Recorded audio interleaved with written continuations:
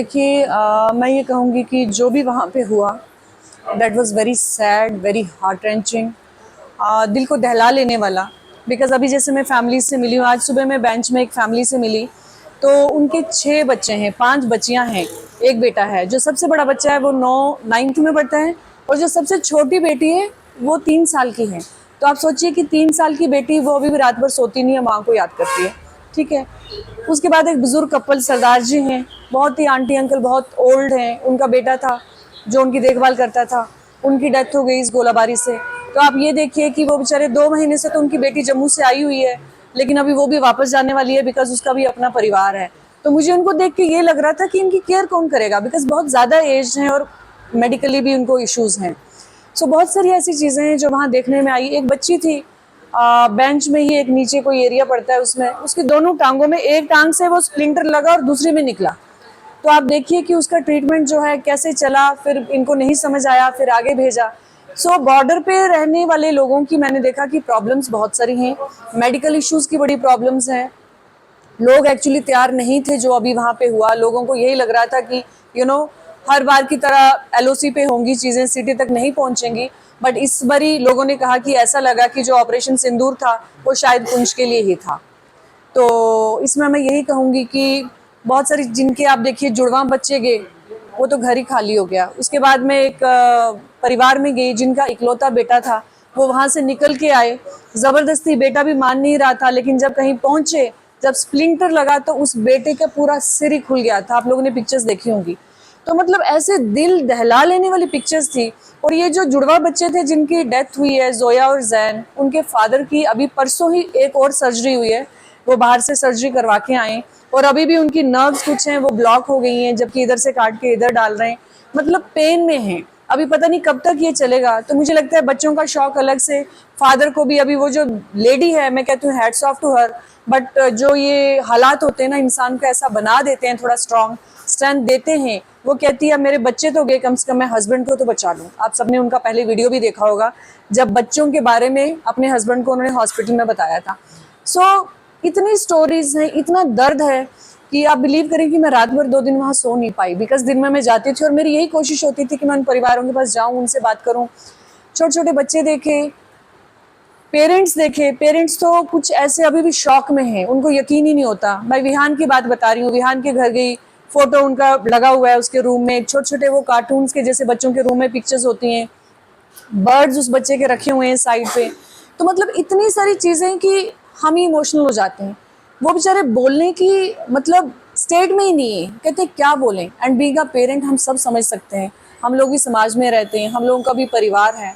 तो बहुत ही ज़्यादा दुखदाई चीज़ें हैं। बस एक ही चीज़ मुझे वहाँ पे अच्छी लगी कि जो गवर्नमेंट इंस्टेंट हेल्प के लिए आ गई लोगों की, ये एक बहुत बड़ा स्टेप था। बिकॉज मैंने भी अपने लाइफ टाइम में अभी तक कभी नहीं सुना, देखा नहीं मैंने कि गवर्नमेंट ने इतनी जल्दी कोई स्टेप लिया हो। आप देखिए कि जिन घरों के भी लोग शहीद हुए हैं, तो गवर्नमेंट ने उनको इंस्टेंट गवर्नमेंट जॉब्स दिए हैं। एक परिवार में मैं गई, उनकी 7 बच्चे थे, उनके हस्बैंड की डेथ हो गई, बेटी को भी लगा था। और आप देखिए कि वो जो लेडी है, उनको एज रिलैक्सेशन भी दी है गवर्नमेंट ने। तो मैं कहूँगी कि ये भी एक बहुत बड़ी बात है कि गवर्नमेंट ने उनको एज रिलैक्सेशन देके। जबकि होता है कि जो कम्प्लीटली हाउस वाइफ्स होती हैं, स्पेशली फार फ्लंग एरियाज़ में, उनको दुनिया का इतना पता नहीं होता है, जो लोग सोशल मीडिया नहीं हैंडल करते हैं, उनके लिए थोड़ा टफ होता है उस एटमॉस्फेयर में जाके जॉब। लेकिन वो एडजस्ट हो जाएंगी। कम से कम उनके लिए सबसे बड़ा जो प्लस पॉइंट ये है कि वो किसी पे डिपेंड नहीं है, किसी पे मोहताज नहीं रहेंगी। एटलीस्ट अपने बच्चों को अच्छे से उनका लालन पालन कर पाएंगी। तो मुझे ये बात देख के ना, ये उनका छोटा सा कॉन्फिडेंस देख के बड़ा अच्छा लगा। बाकी देखिए, जो उनके घर के शहीद हुए हैं, घर का कोई बंदा जाता है या बच्चा जाता है, वो भरपाई तो कभी हो नहीं सकती। वो जो कमी है वो ज़िंदगी भर रहती है ना। ये है जी। क्या चीज़ें जो हैं जो आज भी उन लोगों को सरकार की तरफ से फर्स्ट प्रायोरिटी को देते हैं, ये किन चीज़ों की कमी है जो आज भी उन लोगों की है? कमियां देखिए, बंकर्स की बढ़िया कमी है। जैसे मैंने आपको बोला कि गवर्नमेंट ने पहले एलओसीज पे बंकर्स बनवाए। लोग चाहते हैं कि कम्युनिटी बंकर सिटी में बने, कुछ लोग चाहते हैं कि इंडिविजुअल भी बने।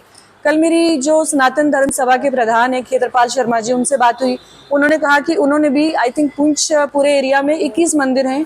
तो उन्होंने डीसी साहब को वहाँ के बोला है, विकास कुंडल जी को, कि 21 मंदिरों में आप, क्योंकि काफ़ी जगह मंदिरों के अंदर, आपको पता है पुंछ में अदरवाइज सिटी बहुत कंजेस्टेड है, वहाँ इतनी जगह है नहीं।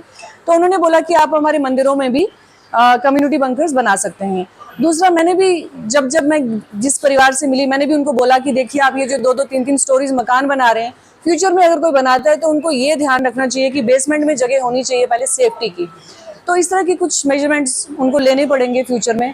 और कमियां ये है कि लोग प्रिपेयर नहीं थे, सबसे बड़ी बात थी कि लोग इस चीज़ के लिए प्रिपेयर नहीं थे।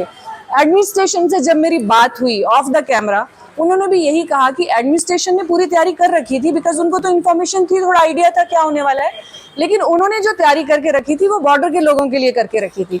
हम सब जानते हैं कि सिटी में जो हुआ, सिटी में ये होने की किसी को भी उम्मीद नहीं थी, तो धोखा यहाँ पे खा गए लोग।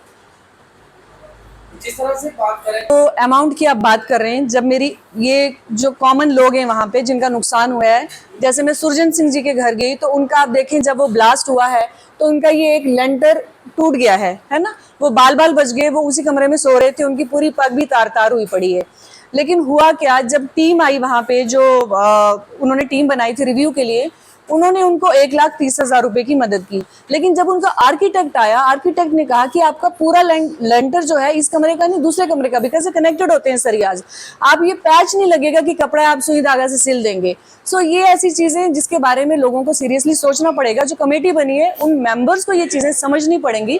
लेकिन जब मेरी एडमिनिस्ट्रेशन से बात हुई, एडमिनिस्ट्रेशन ने ये कहा वहां पे कि देखिए ये कॉम्पनसेशन नहीं है, ये एक्स ग्रेशिया है। So there is a difference between these two. Ex gratia है, कॉम्पनसेशन नहीं है। तो लेकिन ये है कि अचानक से लोगों पे जो इतनी मुसीबत आन पड़ी है, बड़ा मुश्किल है लोगों के लिए भी इतनी सारी चीज़ें खुद अचानक से करना। बट हेल्प तो मिली है लोगों को, लेकिन एटलीस्ट जो प्रॉपर्टी का लॉस हुआ है उससे लोगों को और उम्मीद है कि गवर्नमेंट और हेल्प करेगी। Thank you so much.